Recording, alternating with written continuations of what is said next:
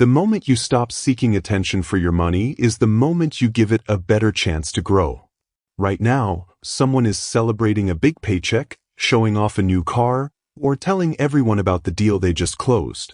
And somewhere else, someone you've never heard of is quietly building a fortune. That's the difference. The loudest money is rarely the wealthiest. The people who build lasting wealth understand something most of us learn too late. Every time you broadcast your financial life, you invite expectations, comparisons, pressure, and temptation. Real wealth doesn't need an audience. It needs time. This is the silent wealth rule. It's not about being secretive or pretending you have less. It's about protecting your focus, your freedom, and your future. In this audiobook, you'll discover why many financially successful people choose privacy over publicity, how silence can become a powerful financial advantage, and why the less you feel the need to prove, the more likely you are to preserve. By the end, you'll understand that silence isn't weakness. It's strategy, and you'll never think about talking about money the same way again. Chapter 1. The loud are broke, the quiet are rich. Let's start with the truth nobody wants to hear. The loud are broke. The quiet are rich. That's not an opinion. That's a pattern you can watch play out in front of you, over and over, if you know what to look for. Somewhere right now, a man is standing in front of a group of friends, telling them about the deal he just closed. He's animated. He's proud. He wants them to see it. The new watch, the new car, the new title on his business card. Give it 3 years. He'll be quietly unwinding that same deal, selling the watch, trading the car back down, explaining to no one why the title disappeared. And somewhere else, somewhere you'll never hear about, because that's the point, a woman is doing the opposite. She's not posting. She's not explaining. She's not performing. She owns 3 properties outright. Nobody at her job knows it. Nobody in her family suspects it. She built it in silence, and she intends to keep it that way. This is the difference this entire book is built on. Net worth and noise worth. 2 completely different things. And most people spend their whole lives chasing the second one, thinking it's the first. Noise is not net worth. Say that back to yourself. Noise is not net worth. Here's what's actually happening when someone talks constantly about their money, their wins, their next big move. They're not informing you. They're not celebrating. They're seeking something. Validation. Reassurance. Proof, to themselves as much as to you, that the money is real, that the success is real, that they are who they claim to be. The ones who need you to know are the ones who need it to be true. Read that again. The ones who need you to know are the ones who need it to be true. Real wealth doesn't need witnesses. It doesn't need an audience. It doesn't need a comment section telling it that it's impressive. It just sits there, compounding, growing, working, while its owner says absolutely nothing about it. You have a choice here. You can be the person who needs the room to know what you're worth. Or you can be the person the room never suspects. One of those people is building something durable. The other is building a performance that collapses the moment the applause stops. Let's talk about why this happens. Psychologically, disclosure feels good. It's a hit. When you tell someone about a win, your brain rewards you almost as if the win happened twice. Once when it actually occurred, and once again when you got to announce it. That second hit is fake. It's sugar. It feels like progress, but it's actually a leak, energy and momentum draining out of you in exchange for a few seconds of someone else's attention. Rich people, the ones who stay rich, learn to skip that second hit entirely. They take the win, and they say nothing. Not because they're modest. Not because they're hiding shame. Because they understand that the transaction of bragging costs more than it pays. It's not about arrogance, it's about discipline. It's not about ego, it's about control. Think about the quiet business owner again. She doesn't need you to be impressed. She's already gotten what she needed from the deal itself. Your opinion of her isn't part of the transaction. And because it's not part of the transaction, she never trades it away. Here is what I want you to understand deeply before we go one page further in this book. Silence is not the absence of confidence. Silence is the presence of control. A person who talks about every win is a person who has handed the room the power to judge, to compare, to react. A person who says nothing keeps every ounce of that power for themselves. You don't need their permission to be successful. You don't need their applause to know it's real. You don't need anyone's confirmation of what you already built. This is the foundation everything else in this book is going to sit on. Every chapter from here forward is going to hand you one more piece of this discipline, one more place where staying quiet protects what you're building instead of exposing it. So here's your instruction for this chapter. Starting today, catch yourself the moment you feel the urge to announce a win. That urge, that itch to tell someone, to post it, to bring it up in conversation, notice it. And instead of acting on it, sit with it. Let the win exist for you and only you. That's the muscle. That's the discipline. That's the beginning of the rule. Say less. Keep more. You now understand the foundation. But knowing you should be quiet is one thing.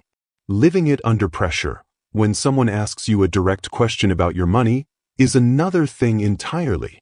That's where most people break the rule without even realizing it. Chapter 2. Stop explaining your money. Somebody is going to ask you about your money. A parent, a friend, a coworker who saw something they shouldn't have. And in that moment, you are going to feel a pull, a strong, almost automatic pull, to explain yourself. Don't.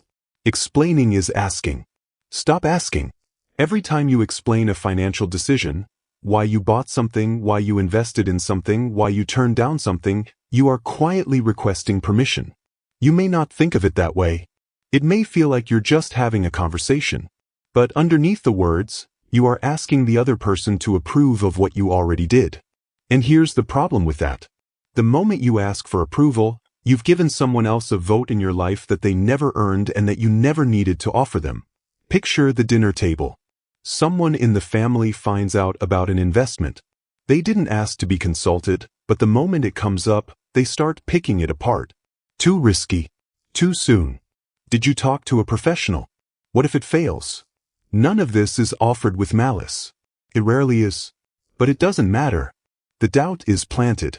And doubt, once planted, is one of the fastest ways good financial decisions get abandoned. Now picture the version of you who says nothing. The move gets made. The results speak, eventually, on their own. No one got the chance to talk you out of it, because no one got the chance to hear about it before it was already done. You don't owe anyone the blueprint. Say that to yourself the next time you feel the pull to explain. You don't owe anyone the blueprint. Not your parents. Not your friends. Not the people at work who are curious about your raise, your bonus, your side income.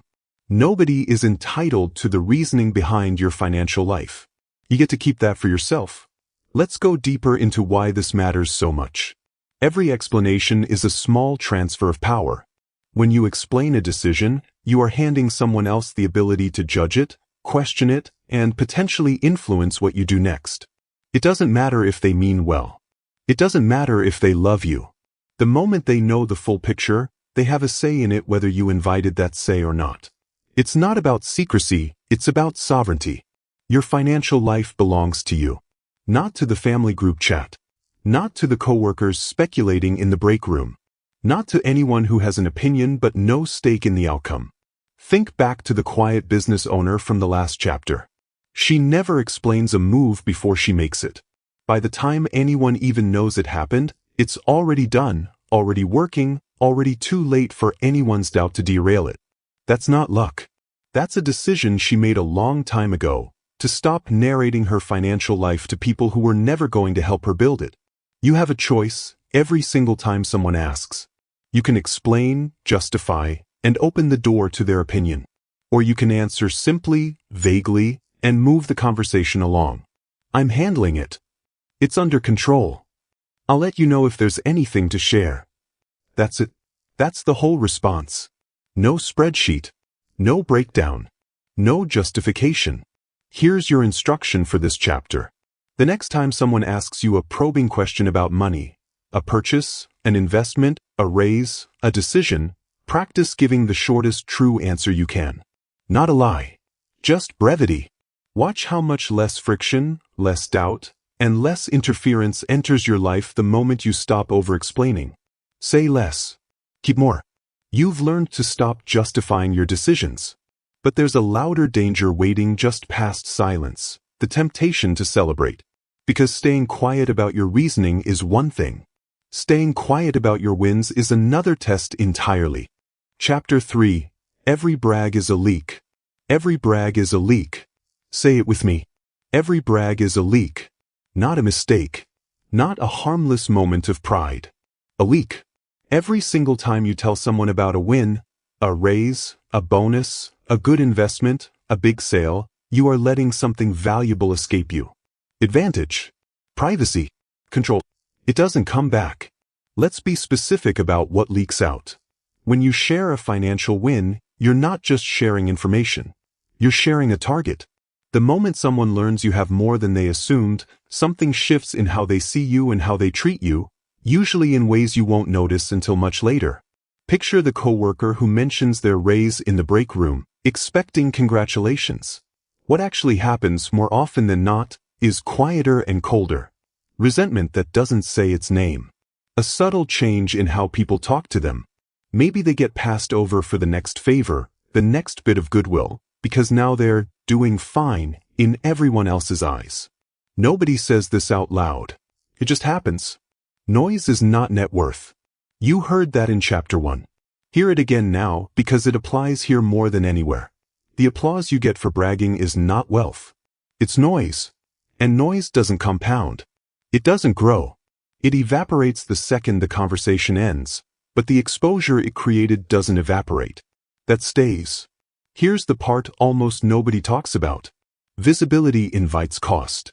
The more people know about your success, the more people show up wanting a piece of it. Borrowers. Half-baked business partners. Distant relatives who suddenly remember you exist. Even strangers, in small ways, quoted a higher price, expected to tip more, expected to be generous, because you clearly have it. Visibility is a bill you pay for the rest of your life. Once people know, they don't forget. And every future interaction carries that knowledge with it, whether you want it to or not. Now think about the windfall scenario. Someone gets a bonus, an inheritance, a payout from selling a business, and they announce it, even just to a few close people. Within weeks, the requests start. Can you help me with this? Can you invest in my idea? Can I borrow just until next month? And here's the trap. Saying yes drains the money. Saying no drains the relationship. Either way, something is lost that silence would have protected. It's not about hiding shame, it's about protecting leverage. You are not required to perform your success for anyone. Not your friends. Not your family. Not the internet. The moment you need someone to witness your win for it to feel real, the win has started controlling you instead of the other way around. Think about the quiet business owner one more time. She gets offered opportunities to be interviewed, to be featured, to tell her story. She turns them down. Not because she's ashamed of what she built. Because she understands that every public flex is a door she's opening that she can never fully close again. That's the key. Restraint, in the moment when you most want to be seen, is the real power move. Anyone can announce a win. Very few people can sit on one, let it be theirs and only theirs, and feel just as satisfied without an audience. Here's your instruction for this chapter. The next time you have a genuine win, something you're proud of, something you want to shout, write it down instead. In a private note. In a journal. Somewhere no one else will see it. Let that be the outlet. Let the satisfaction come from the achievement itself, not from someone else's reaction to it. Say less. Keep more. You've learned to stop bragging about what you've built. But there's a version of exposure that has nothing to do with what you say. It's about what people can simply see. Chapter 4. The silent cost of being seen. You don't have to say a single word to expose yourself. Sometimes all it takes is a driveway, a new car, a renovated kitchen, a vacation photo. None of it requires you to say, "I have money," out loud, but all of it says it for you, just as loudly, just as permanently. This is lifestyle exposure. And it comes with a cost that almost nobody accounts for, because it's not a cost you pay in dollars. You pay it in relationships, in scrutiny, in 100 small shifts in how people treat you that you'll never be able to trace back to their true cause. What they see, they judge. What they don't see, they can't touch. Picture a family that upgrades their home and their car around the same time. Nothing dramatic. Nothing flashy by objective standards. But within their circle, something changes. Invitations get a little less frequent. Conversations get a little more guarded, a little more comparison-driven. Nobody says anything directly. It's not that kind of shift. It's quieter than that, and quieter shifts are harder to undo because you can't confront something nobody will admit is happening. Here's something even more practical, even more immediate. Visible wealth changes what people charge you. A contractor quotes a different price for the same job depending on the neighborhood, the driveway, the car parked outside. Family members need more from you once they assume you have more. Strangers assume a level of generosity from you that they'd never assume from someone dressed like they're barely getting by. The rich pay the quiet price. The seen pay the loud one. This is not a call to live in denial of your success, or to feel embarrassed by what you've earned. That's not the lesson here. It's not about hiding shame, it's about protecting leverage. The same principle from the last chapter, now applied to what people can see instead of just what you say. There's a real difference between hiding wealth out of fear and holding it with intention. Fear says, I must never let anyone know, because something terrible will happen. Intention says, I choose what gets shown and to whom, because I understand the cost of unnecessary exposure. You are not required to perform your success for anyone. Not your neighbors. Not your extended family. Not the version of yourself that still wants childhood approval for making it. The version of you that gets rich is quieter, more careful, and far less interested in being impressive than the version of you people currently expect. You have a choice in almost every visible decision you make. The car you drive. The way you talk about your home. The vacations you post versus the ones you simply take and say nothing about. None of these choices are forced on you. Every single one is a decision about how much of your financial life you're willing to hand to public judgment. It's not about deprivation, it's about discretion. You can still enjoy what you've built. You just don't need everyone else to witness the enjoyment for it to count. Here's your instruction for this chapter. Pick one area of your visible life. Your car, your home, your social media, your conversations, and practice deliberately under-signaling for the next 30 days. Not lying. Not hiding in shame. Just choosing not to broadcast. Notice how differently people treat you. Notice how much lighter your life feels when it stops being a performance for an audience that was never actually invested in you. Say less. Keep more. You've learned how visibility changes the way strangers and acquaintances treat you. But there's a closer, more painful version of this cost. The one that happens inside the relationships you actually care about. Chapter 5. Who you tell is who you lose. This is the hardest chapter in the book, because it's not about strangers. It's about the people closest to you. Money spoken is a relationship changed. Not always ruined.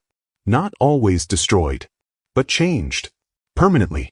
Once someone close to you learns the true scale of your financial success, the relationship you had with them before that moment is gone. What replaces it might be fine. It might even be good.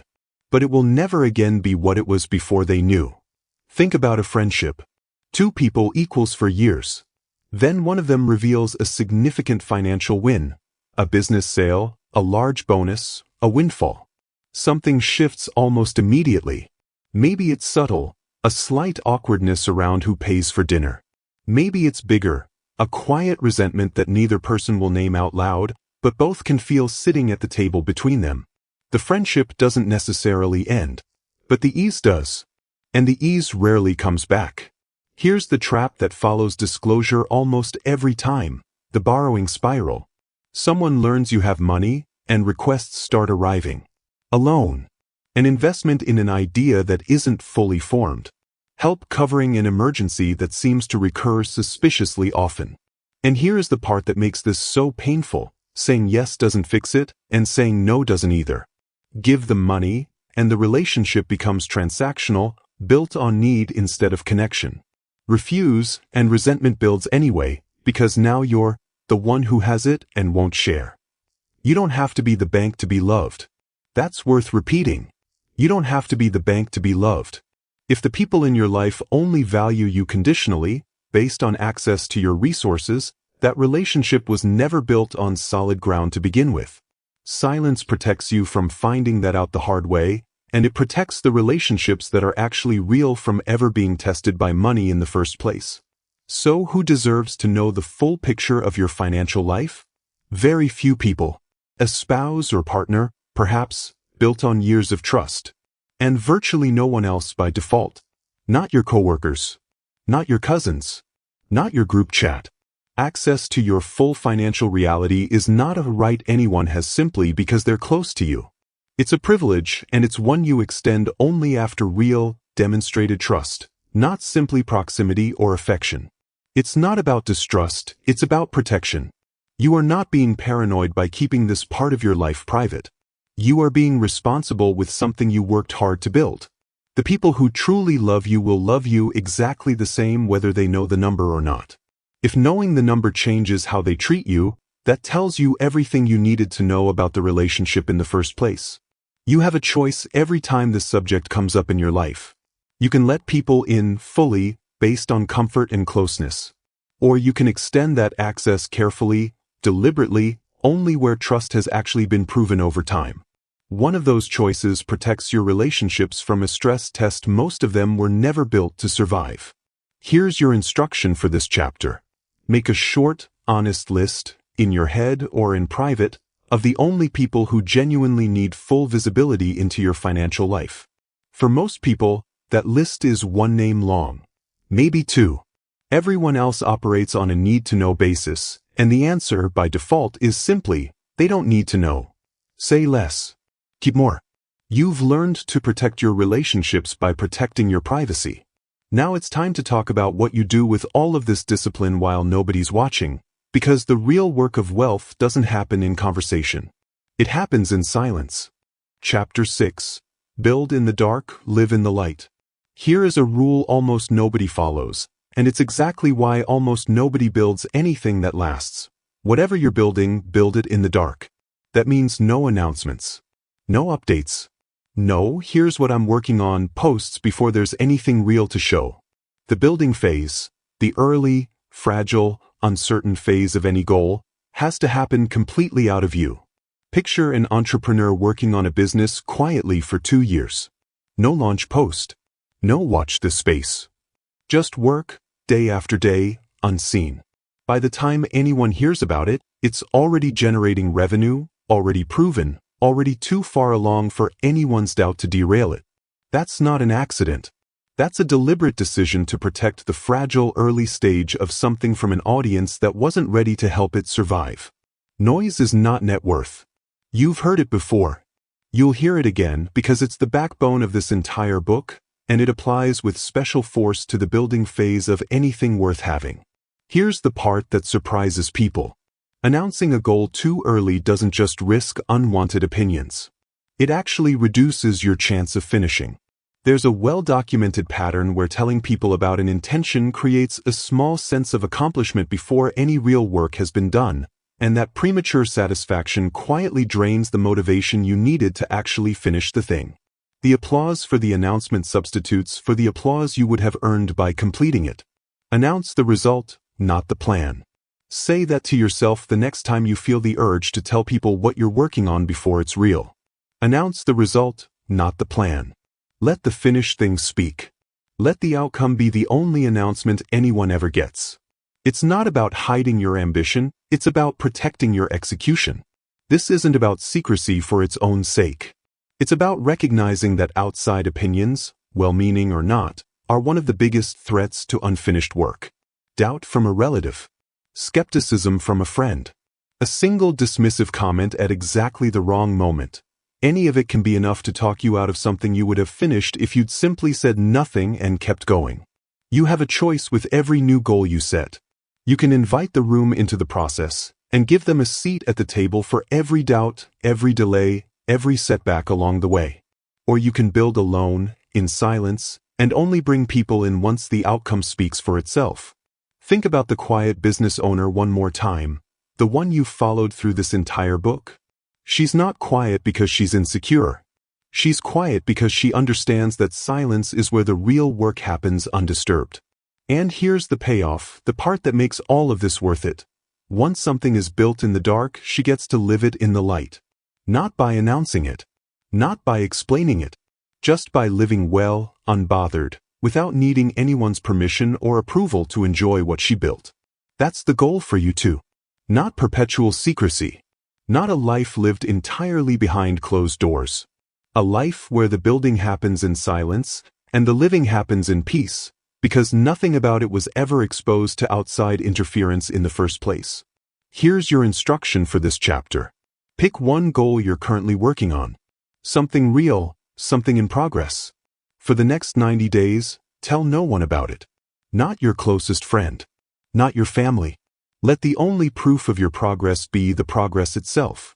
Then notice, when it's finished, how much stronger the result feels without a single person having weighed in along the way.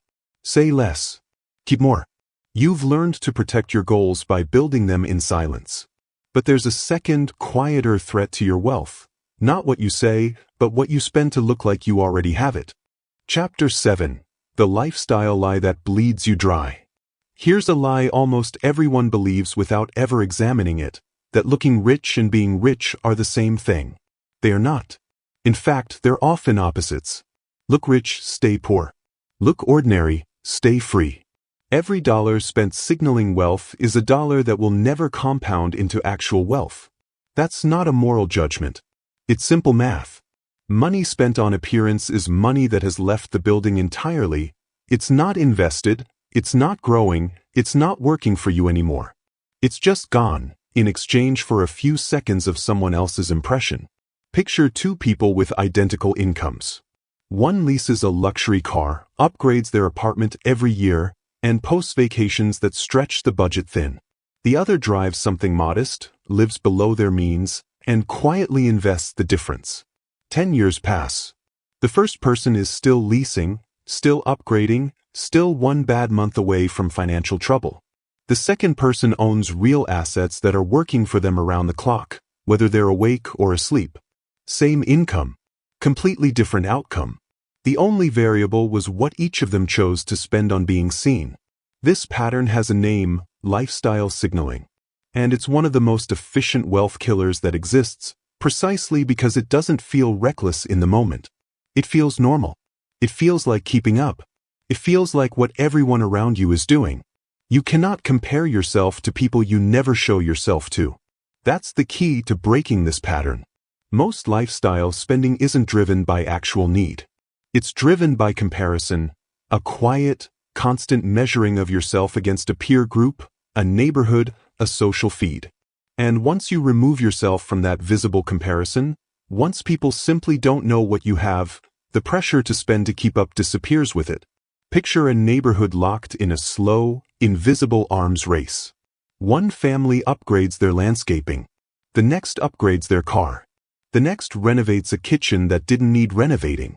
Nobody declared a competition, but everyone is playing one, spending against each other instead of for themselves. The person who opts out entirely, who stops trying to visibly keep pace, is the only one whose bank account isn't bleeding for an audience that was never actually paying attention in the way they assumed. It's not about deprivation, it's about direction. This isn't a chapter telling you to live a smaller life. It's a chapter telling you to redirect the money you'd otherwise spend proving something toward the money that actually builds something. True financial freedom, in almost every case, looks boring from the outside. That's not a coincidence. That boring exterior is exactly what allows the interior, the actual wealth, to grow undisturbed, unpressured, and untouched by comparison. The version of you that gets rich is not the version of you people are impressed by right now. Sit with that. The habits that build lasting wealth rarely look impressive in the moment. They look like restraint. They look like patience. They look, frankly, like doing less than everyone around you who's spending to keep up appearances. You have a choice every time you're about to make a purchase driven by how it will look rather than what it will do for you. It's not about restriction, it's about intention. Ask yourself, honestly, is this for me or is this for the room? Here's your instruction for this chapter. Identify one recurring expense in your life that exists primarily to be seen, not to be used, not to be needed, just to be seen. cut it, or downgrade it for the next 60 days. Redirect that money into something that compounds instead of something that performs. Say less. Keep more. You've learned to stop spending to look wealthy. Now it's time to get practical about protecting the number itself, because the world will ask you for it directly more often than you think. Chapter 8. Guard the number before it guards you. Sooner or later, someone is going to ask you directly. How much do you make? What did that house cost? How much do you have saved? And if you haven't decided your answer in advance, you will fumble it, and in that fumble, you'll probably say more than you ever meant to. A boundary decided in advance is a boundary you'll actually keep. This is the practical chapter. Everything up to this point has been about mindset, why silence matters, why exposure costs you. This chapter is about execution. Because knowing you should stay quiet means nothing if you don't have a plan for the exact moment someone puts you on the spot. Picture the scenario. You're at a gathering. Someone, casually or not so casually, asks how much you make. Most people, caught off guard, either answer honestly out of sheer social pressure, or stumble through an awkward deflection that draws even more attention than a straight answer would have. Neither is necessary. A calm, prepared response, something as simple as, "I do all right," or "I don't really talk numbers, but thanks for asking," ends the conversation without hostility and without disclosure. The key is that it's decided ahead of time, not improvised under pressure. It's not about secrecy, it's about preparation. You're not lying. You're not being evasive out of shame. You're simply declining to hand over information that was never required of you, delivered smoothly enough that it doesn't create friction. Now let's talk about a leak most people never even think about: digital exposure. Every post, every check-in, every photo carries information. Where you are, what you bought, what your life currently looks like. None of it feels like talking about money, but all of it adds up to a public record that anyone paying attention can piece together. What they don't know, they can't take. This applies just as much online as it does at the dinner table. The instinct to document and share every part of your life is powerful and largely harmless in most contexts. But when it comes to your financial reality, that same instinct becomes a slow, steady leak of information you'll never be able to fully take back. Guarding the number isn't paranoia. It's stewardship. You didn't build what you have by accident, and you shouldn't hand access to it to anyone, in any form, without deciding on purpose that they've earned it. You have a choice every single time this subject comes up, whether in person or online. You can respond in the moment, unprepared, and let the pressure of the situation decide what you reveal. Or you can walk into every conversation and every post with a boundary already set, so nothing catches you off guard. Say less. Keep more. Not as a summary this time, as an instruction. As a rule to actually live by, starting with the very next conversation where someone asks you a question you don't owe them a full answer to. Here's your instruction for this chapter. Decide, right now, before you're ever asked again, exactly how you'll respond the next time someone asks about your money directly. Write the line down if you have to. Practice saying it out loud. The goal isn't cleverness. The goal is readiness. You've learned how to protect the number in conversation and online. But there's one final shift left to make. Not a new rule, but a change in how you see everything you've just learned. Chapter 9. Silence is a skill, not a secret. Let's clear up something important before we go any further. This book is not telling you to be secretive because you're hiding something wrong. It's teaching you a skill. Silence is a skill, not a secret. There's a real difference, and it matters. Secrecy implies something shameful, something that couldn't survive daylight. Skill implies something trained, something practiced, something you get better at over time the same way you'd get better at anything worth being good at. Think about the other disciplines you already respect in your life. Controlling your temper when someone provokes you. Controlling what you eat when you're not actually hungry. Nobody calls those secrets. Everybody calls them discipline. Financial silence deserves the exact same framing. It's not about hiding wrongdoing, it's about training a habit. Here's something worth being honest about. Staying quiet is going to feel uncomfortable, especially at first. The urge to share good news is natural. It's human. This book isn't asking you to suppress that urge out of shame. It's asking you to redirect it, the same way you'd redirect any other impulse that costs you more than it gives you. You will want to tell them. Don't. You will want to prove it. Don't. You will want to explain it. Don't.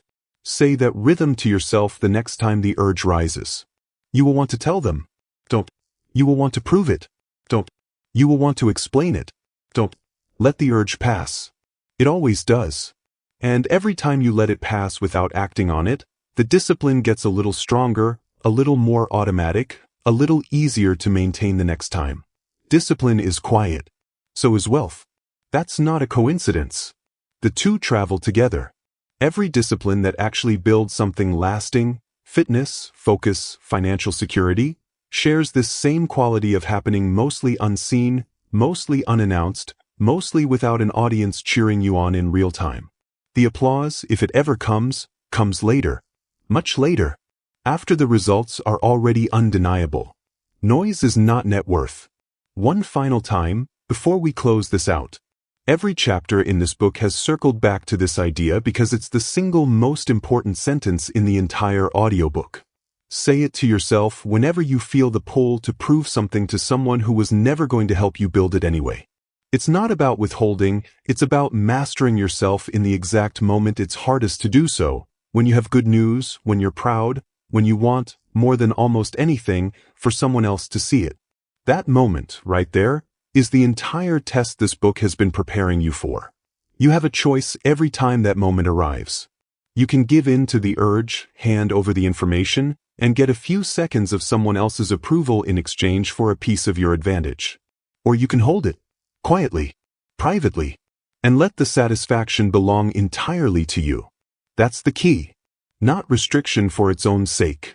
Mastery over the one impulse that quietly costs more people their wealth than almost any bad investment ever could. Here's your instruction for this chapter. The next time you feel the urge to share, prove, or explain something financial, pause for 10 seconds before you respond. Just 10 seconds. In that pause, ask yourself, who does this actually benefit? Most of the time, you'll find the honest answer is, no one but your own need to be seen. Let that be reason enough to stay quiet.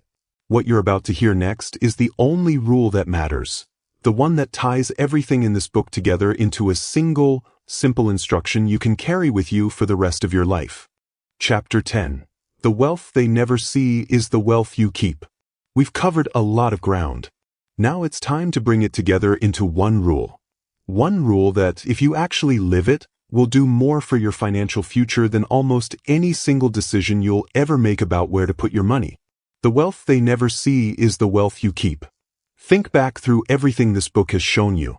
The loud entrepreneur, broke within 3 years, versus the quiet business owner, 3 properties deep, never mentioned once. Noise is not net worth. The dinner table where a good decision almost got explained out of existence. Explaining is asking. The coworker whose raise quietly cost them goodwill they never got back. Every brag is a leak. The family whose upgraded home cooled their friendships without a single word being spoken about money at all. What they see, they judge. What they don't see, they can't touch. The friendship that changed forever the moment one person revealed too much. You don't have to be the bank to be loved. The 2 years of silent building that turned into an unstoppable business. Noise is not net worth, again, because it's that important. The neighborhood spending itself into a silent arms race while one family quietly opted out and got richer for it. Look rich, stay poor. Look ordinary, stay free. The boundary decided in advance that held under pressure. What they don't know, they can't take. And the discipline, trained like any other, of letting the urge to share pass without acting on it. Discipline is quiet, so is wealth. Every one of those lessons points to the exact same conclusion. Your financial future depends less on what you earn and more on what you refuse to reveal. You are not the person who explains anymore. You are not the person who proves anymore. You are not the person who needs an audience to know that what you built is real. You already know how to keep a secret. Everyone does. We all carry things we simply don't share, without a second thought, without feeling deprived by the silence. Now keep your wealth the same way. Not out of fear. Not out of shame. Out of the same calm, practiced instinct you already use for everything else in your life that's simply nobody else's business. It's not about hiding, it's about protecting what took years to build. That's the whole rule underneath every chapter of this book. Protection, not performance. Discipline, not deprivation. Control, not concealment. You have a choice, starting with the very next conversation, the very next purchase, the very next moment someone asks you a question you don't owe them a full answer to. You can keep performing your success for an audience that was never actually invested in your outcome. Or you can keep it, quietly, fully, for yourself, and for the people who actually earned a seat at that table. Say less. Keep more. Starting now. Here's everything you just heard, in one breath. The loud are broke. The quiet are rich. Every explanation is a request for permission you never needed to ask. Every brag is a leak. Every dollar spent to look wealthy is a dollar that will never make you wealthy. Every person you tell is a relationship you risk. Every boundary you set in advance is a boundary you'll actually keep. Wealth is not built in conversation. It is built in silence, and it is protected the same way. So starting today, stop narrating your money. Stop explaining your moves. Stop performing success for people who were never going to celebrate it anyway. Say less. Keep more. That is the rule. That is the whole rule. Now close this video, open your accounts, and go build something you never have to explain to anyone.